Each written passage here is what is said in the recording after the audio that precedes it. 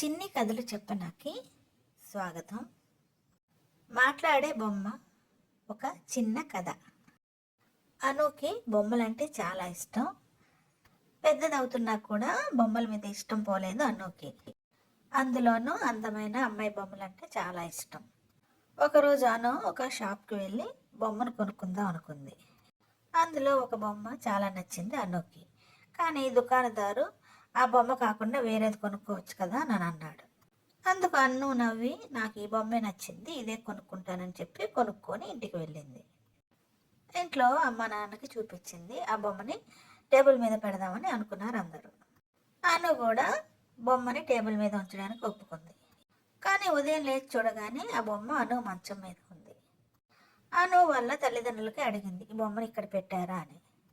కానీ ఎవరు ఆ బొమ్మను అక్కడ పెట్టలేదని అన్నారు. కానీ ఆ రోజు రాత్రి ఆ బొమ్మ అనుతో మాట్లాడింది. నేను నీ కోసం వస్తే నువ్వు నన్ను ఎందుకు దూరంగా ఉంచుతున్నావు, అందుకే నేనే నీ దగ్గరికి వచ్చాను అని అంది ఆ బొమ్మ. అనుకు మొదట్లో భయం వేసిన తర్వాత అను ఆ బొమ్మతో మాట్లాడడం మొదలుపెట్టింది. రోజు గంటల తరబడి అను ఆ బొమ్మతో మాట్లాడసాగింది. అను బొమ్మతో గుసగుసలాడుతూ మాట్లాడడం ఇంట్లో అందరూ చూశారు. అను బొమ్మతో మాట్లాడడం పిచ్చిగా అనిపించి అను తండ్రికి కోపం వచ్చింది. ఇక ఈ బొమ్మను ఇంట్లో ఉంచకూడదని చెప్పి అను తండ్రి ఆ బొమ్మను తీసుకొని వెళ్ళి ఆ రాత్రిపూట నదిలో విసిరేశాడు దూరంగా. అను తండ్రి తన బలమంతా ఉపయోగించి నదిలోకి దూరంగా విసిరేశాడు ఆ బొమ్మని. ఇంటికి తిరిగి వచ్చి పడుకున్నాడు. కానీ మరునాడు తెల్లవారేసరికి మళ్ళీ ఎప్పటిలాగే ఆ బొమ్మ అను మంచం మీద ఉంది. నదిలో స్వయంగా తను విసిరేసిన బొమ్మ ఎలా వచ్చిందో అక్కడికి అర్థం కాలేదు అను తండ్రికి. అను తన బొమ్మ కొన్న షాపుకి వెళ్ళి చూసింది. ఆ షాపు మూసేసి ఉంది.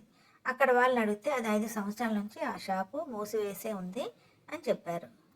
అను పాత పేపర్లన్నీ వెతికి చూడగా ఆ పేపర్లో ఒక ఫైర్ యాక్సిడెంట్లో ఆ షాప్ తగలబడిపోయి అందులో ఉన్న బొమ్మలన్నీ కాలిపోయాయని రాసి ఉంది. ఆ రోజు రాత్రి బొమ్మ భయంకరంగా శబ్దాలు చేయసాగింది. నన్ను వదిలించుకుందాం అనుకుంటున్నారా అని గట్టిగా అరవడం మొదలుపెట్టింది. గాలిలో అటు ఇటు ఊగుతూ అనుకి భయపెట్టింది. ఇక లాభం లేదనుకొని అను తండ్రి మరునాడు ఉదయాన్నే ఒక పెద్ద పూజారిని తీసుకొని వచ్చాడు ఇంటికి. గొప్ప మహిమలు కలిగిన ఆ పూజారి తన మంత్రశక్తితో ఆ బొమ్మని ఒక గాజు బాక్సులో బంధించాడు. దేవి మంత్రాలు చదువుతూ ఆ డబ్బా మూతని గట్టిగా బిగించాడు. తరువాత ఆ బొమ్మతో పాటు ఆ గాజు బాక్స్ని తీసుకొని భూస్థాపితం చేసేశారు. ఇక ఆ బొమ్మ పీడ విరగడైందని అందరూ ప్రశాంతంగా ఊపిరి పీల్చుకున్నారు. ఆ రోజు రాత్రి అందరూ భయం లేకుండా పడుకుందాం అనుకున్నారు. కానీ అను పడుకునే గదిలో అద్దాల అలమారా వెనక నుంచి 2 కళ్ళు మెరవసాగాయి. ఆ కళ్ళుతో పాటు ఉన్న ఆకారము బయటకు వచ్చి గాల్లో ఎగరసాగింది. అది భూస్థాపితం చేశారనుకున్న ఆ బొమ్మ.